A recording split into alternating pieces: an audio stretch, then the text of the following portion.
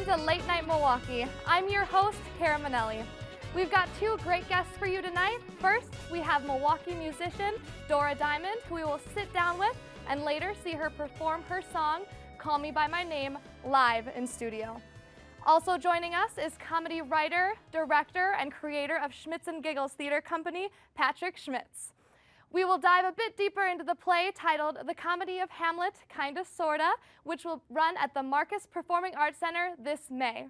I can't wait to get this show started, but first we have to hear a quick word from our sponsor, and then we'll be right back with Milwaukee musician Dora Diamond.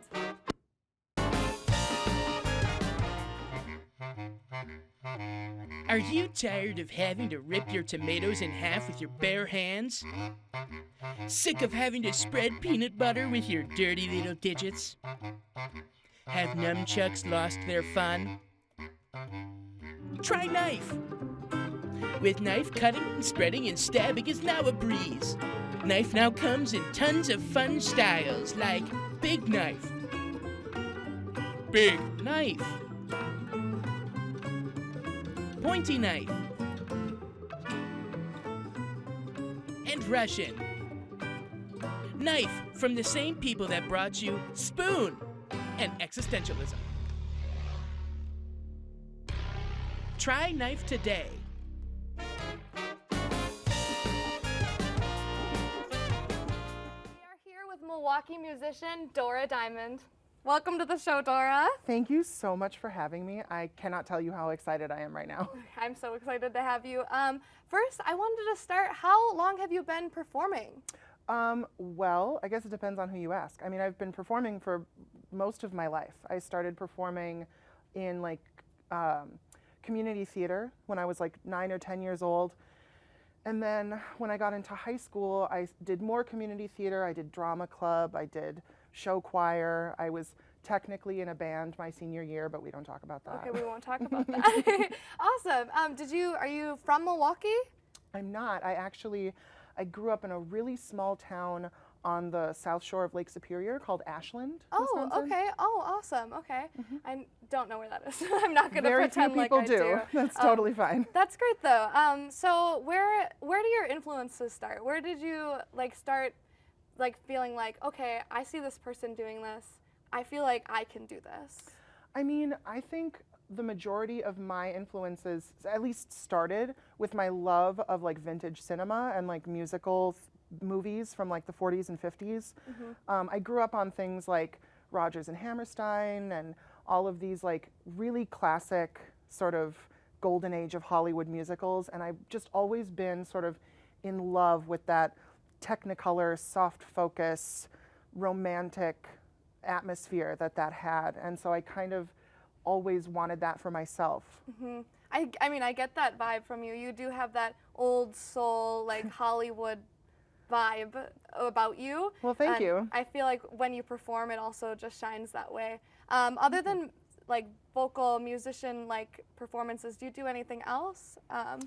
Well, I mean, I perform in different ways throughout the city. I'm known a lot for performing burlesque with the Brew City Bombshells, which is the troupe here in Milwaukee. Yes. They're my family. I've also recently just started doing stand-up as of What? a couple weeks ago. Yeah. Oh my gosh, that's awesome. I actually used to do stand-up when I was in high school in Ashland, but I haven't picked it up in 14 years, but I'm back at it. Life is short, Oh my goodness, wow. Stand-up is horrifying. Truly. And get this, the first time I did stand-up recently, it was at a brunch show. So just imagine being the most nervous you've ever been whilst having 40 or 50 hungover millennials glaring at you. It's oh my gosh. I mean, needless to say, I can handle anything now. Yeah, you can. You can take on the world if you can do that. What are you listening to right now? Where do you take from, and who do you want to embody in your performances? I guess it depends on the show. When I do burlesque, my sort of sovereign mother is Ella Fitzgerald. She was a sort of unapologetically feeling human who just absolutely lovingly stirred her deepest feelings into everything she did. And she's one of my greatest inspirations. When it comes to my music, I'm very fresh to this, so I'm exploring a lot of different genres. The EP that I just released in October is very like 90s trip hop influenced. What like, is the name of that? It's called Flesh. Flesh. Okay. Now available on Bandcamp. Perfect. It's like, so if you think like Portishead or like Massive Attack, or there's even one that's kind of got like a Nine Inch Nails, Marilyn Manson vibe on there, so that's really fun. Oh wow, so I feel like you're kind of a mix of all sorts I'm all over the place. That's it's special, true. that's awesome. I mean, I love listening to a lot of different things, so my dream is to just make the music that I would listen to anyway. Understood. That makes sense. You want to be able to listen to your own stuff and be like, hey, if this wasn't me, I would still listen to this. Exactly. That's special. That's awesome. Thank you. Where do you see yourself going with music? Do you feel like this is where you're headed? Is this what you're going to put your time into? Yeah, music has always been an integral part of my existence, and it's always been my dream to take that and really make it my life. I guess the way I do that is kind of up in the air because I have so many different loves. I mean, I love doing burlesque and embodying that really specific moment in time, or that really transportative, I don't know if that's a word, but invoking an energy that brings you back in time. Yes.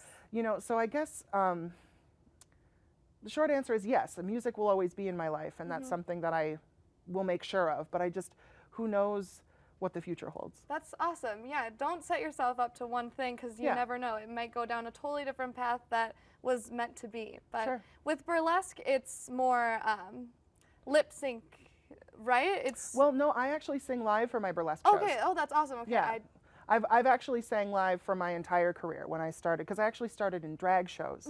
Back in 2011, I started at the UWM drag show, and I've been to that. Yeah? Oh my goodness, yeah, definitely. Yeah. I did. I sang "Diamonds Are a Girl's Best Friend," surrounded by my two favorite lesbian friends, dressed in tuxedos as my doting suitors, and I was wearing the world's thirstiest Target wig that you could purchase. It was made of just steel wool and hopes and dreams, and it was terrible. But you got to start somewhere. You do. That's awesome. I mean, I feel like the worse it starts off at, the best it gets. I feel like And in my defense, I actually really enjoyed that. Like, even though I looked a little busted, like I was still like, I'm pretty, mama. You know what I mean? This is your moment. Yeah. That was the moment, and you started and you did it. If you wouldn't have started there, you would have had a different start, but who knows? Yeah. Who knows where I'd be now? Where has been your favorite place to perform, in Milwaukee specifically, but then in the world? Oh my gosh. Well, Milwaukee, I think doing the main stage at Pride Fest was like a really special time for me.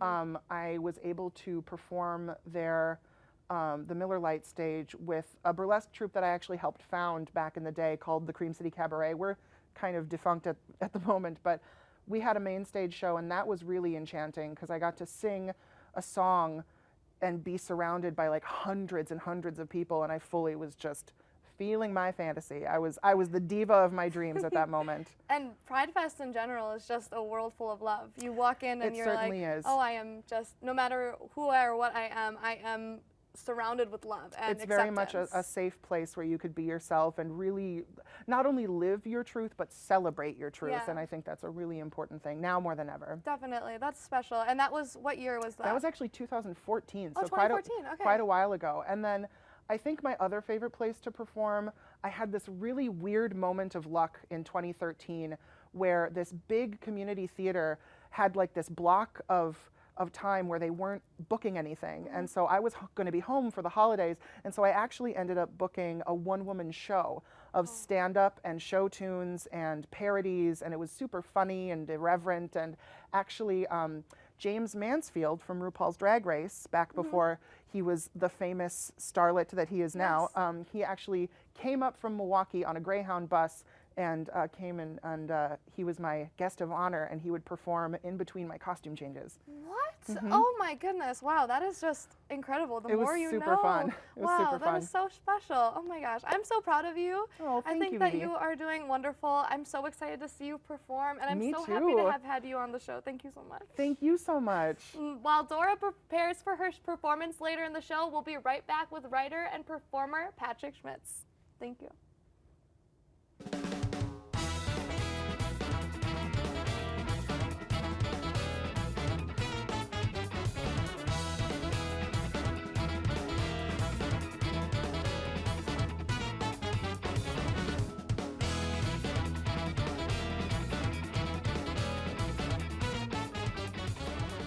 are back, and joining us now is Patrick Schmitz. Hello, Patrick. Hello, Kara. How are you? I'm fantastic. Good. Honestly, couldn't have been better. How are you doing? I'm doing great. You're off of school today. Yes. Yes. Yeah, So, we just wrapped up the Music Man at Brown Deer High School, so. so not took the only day are off. you a writer, a director, a theater company founder, but also you are a high school teacher. Yes. But off school today. Right. Okay. Yes. Cool. Well, awesome. What brought you into the world of theater? Was that something that you started from early on, and then teaching became the backfall? No, in high school, when I started doing theater more seriously, I also got in love with, I fell in love with the teaching aspect of it as well, like the how and the why more than the doing. And so I always knew I wanted to teach. When the offer came through with First Stage Children's Theater, I started out as a TA, and the next summer they bumped me up to lead teacher, and I was doing improvisation, and I just loved it. Wow, just teaching at First Stage. Yeah. Oh, yeah. I didn't. That's and I was awesome. there for almost 20 years. What? Yeah. Oh my gosh. Yeah. Okay, that's cool. So you started with improv, and then you started going into sketch. Is that Yes. the process? Yeah, there were 4 of us total that started a sketch comedy group Yes. in Milwaukee. So we Yes. started doing that. Then that kind of morphed into, like, oh, well, I can write a play, direct a play. So if I can do this, I'll just elongate it. And yeah, I go ahead and did that. 3 years in a row, sold out my Rudolph the Pissed Off Reindeer parody of the Rudolph story. Oh. So yeah, And it was a lot of fun. and then you started getting into the world of parodies, of Shakespeare parodies. Yes. And did that have anything to do with teaching Yes. Shakespeare? Oh, absolutely. Yeah? Okay. Yeah, I knew I wanted to introduce my students to Shakespeare through the theater classes. So my first thing was, let's know the story. So I was rewriting almost an adaptation with contemporary language and shortened too. And I started with Hamlet. And as I'm writing it, these just comedy bits keep coming to me, and I'm like, oh man, it'd be really fun to do a spoof of this. And then I thought, well, you know what, I'll do this and I'll write a spoof on the side and see what happens. And so And then it just turned into this Yep. whole thing. How many have you written so far? I've written 5. Okay, 5, and it's yes. been the Comedy of Hamlet, Yep. Romeo and Juliet, Othello, Macbeth, and then King Lear is written, but it has not been performed yet. oh, I Yeah. did not know that. Okay, Yes. that's cool. Okay. So Wow. Okay, and I mean, it's kind of become its own little like fan base. People come and they know that they'd rather watch your performance of a comedy spoof of what it was, because they actually understand it, rather than seeing some grade A actors perform Hamlet or Macbeth or whatever it be, but they can't understand the word it is. I feel like that is something that doesn't exist as much as you'd hoped it would. right, it is more accessible. I will say the brilliance of what Shakespeare did is gone. You know, that's over to the side. Saying, okay, I know that the poetic, just the poeticness of his writing kind of takes a back seat to the comedy bits, and it's kind of what I'm It's going full off. of the bits. Yeah. That's what it is. But Yeah. it's tasteful, I'd say. Yes. Um, And that's another thing too. When I write, I am fully aware that there's going to be Shakespeare fans in the audience, and it's not. It's making fun with Shakespeare's work as opposed to making fun of it. Yeah, So, because you don't change the storyline. You No, are just no. basically explaining it in a way that heightens the comedy of Yes, it, and then yeah. also heightens the tragedies in a comedic way. correct. Right? Yep. Yeah. And most recently, you're working on the Comedy of Hamlet, kind of, sort of, at the Marcus Center, right? Yep. That'll be this May, Yeah. the 14th through the 16th. How do you feel about putting it on at the Marcus Center? Oh man, very excited. Yeah, it's a huge theater. Yeah, yes. So they're bringing me back after Romeo and Juliet was last summer, and our post meeting went very well. They're very happy with everything, and just working with them. They want to work with us. I want to work with them. It's definitely a win-win. So yeah, the one thing they would have changed was the month, because Romeo and Oh. Juliet was in August. Oh, yeah. And they said, what if you did this during the school year? Maybe we can kind of tap into some of the school field trips, that kind of stuff. Oh, sure. So are you going to be bringing some of the schools of Milwaukee to the Comedy of Yes, Hamlet, kind of, that's sort of? what we're currently working on and have been working on. Oh, yes. that is So, awesome. It kind of brings it full circle. It goes from, you brought it to your classrooms, and then now you're bringing the classrooms to it. Yeah, I didn't think of it that way. That's awesome. Yeah, That's really nice. special. Yeah. Do you think, is that your biggest accomplishment so far in Schmitz and Giggles as a theater company? Oh, yes, Yeah. absolutely. I mean, years ago, I remember passing Vogel Hall and just thinking, someday, someday I'd love to be there. And to the fact that we're putting on shows there now is pretty amazing. So. Everyone in Milwaukee knows the name the Marcus Center, Vogel Hall. They all know.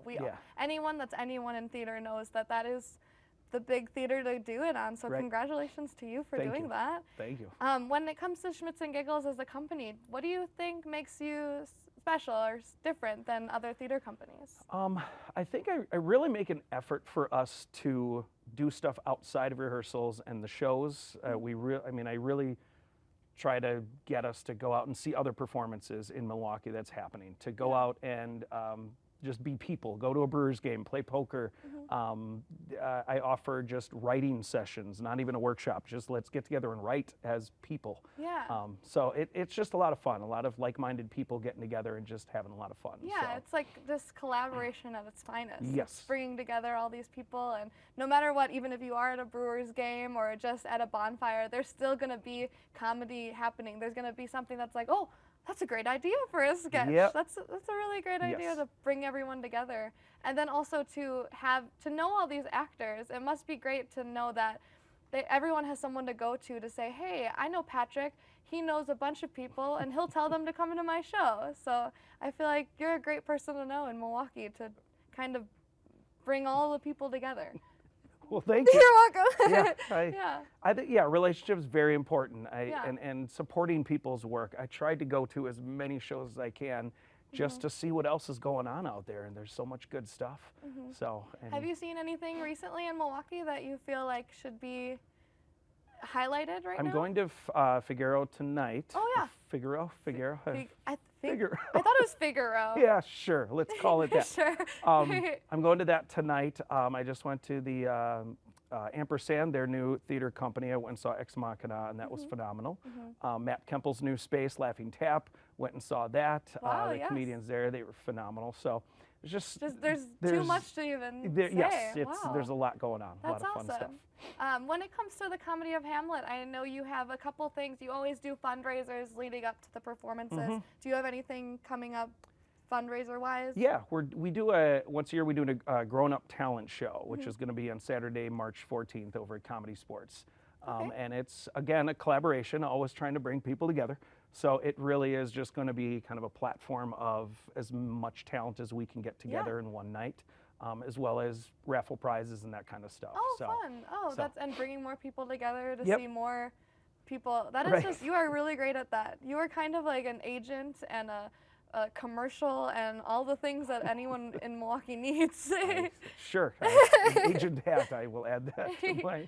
When it comes to all the hats, which one do you like to wear the most? Like writer, director? I think director.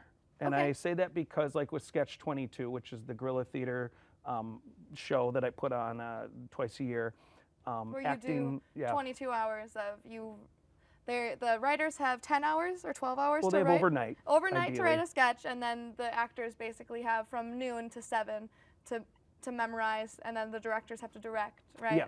Yes. Okay. Just and clarifying being a part of being a part of all of those three within the history of it, we're going on. There'll be our 25th one in July, so we do it twice a year. So we're looking at like around 13 years. I think there's 1 year was off, but.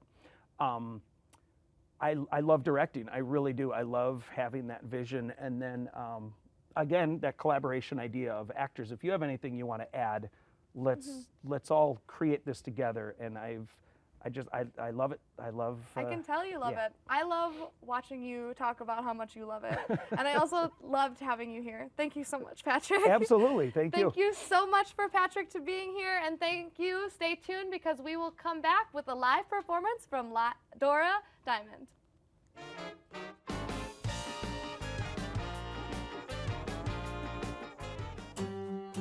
Are you having trouble learning how to play the guitar?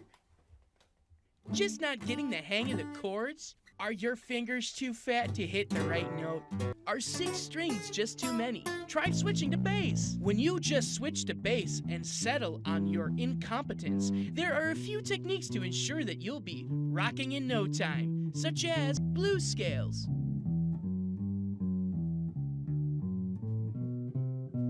pop and slap, or just riding the root note. Don't forget the octave. Thanks to switching to bass. Instead of being a crap guitar player, now I'm an alright bass player. Switching to bass, brought to you by the people that brought you Frisbee golf.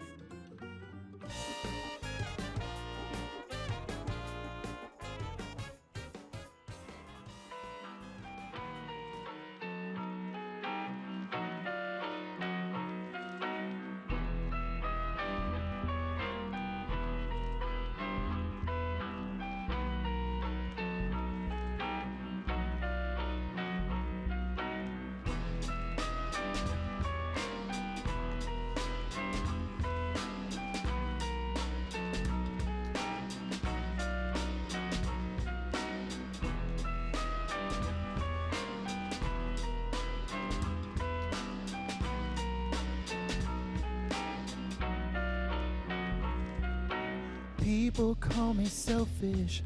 They say that I'm a fool. I've seen more than my fair share of shame. But do not be mistaken. My confidence ain't shaken, no. So call me by my name.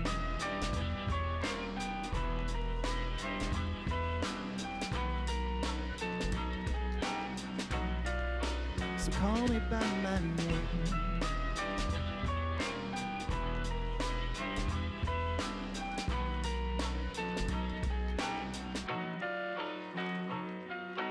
I've been called a sinner.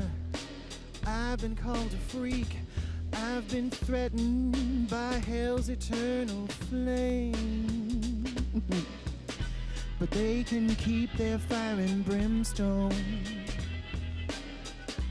I'm much harder on my own, yeah. So call me by my name.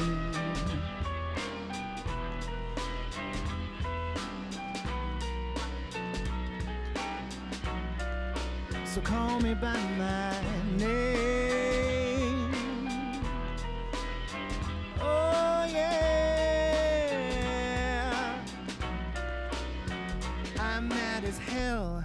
Oh well, guess I'll keep it to myself. It ain't like things are ever gonna change.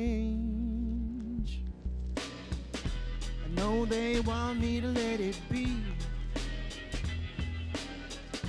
but I still got some fight in me, yeah.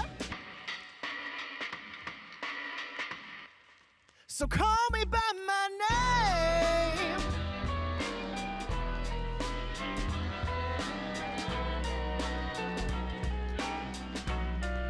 So call me by my name.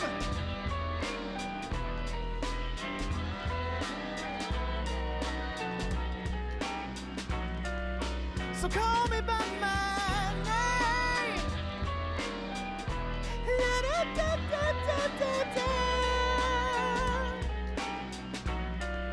So call me by my name.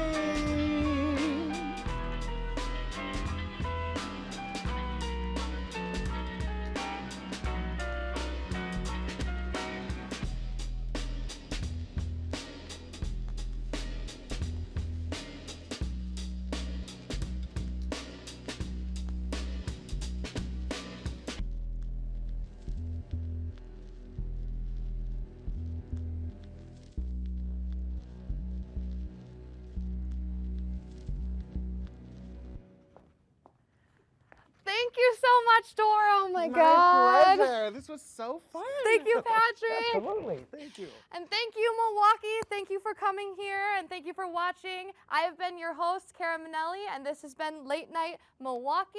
You'll see us soon. Have a wonderful night. Bye.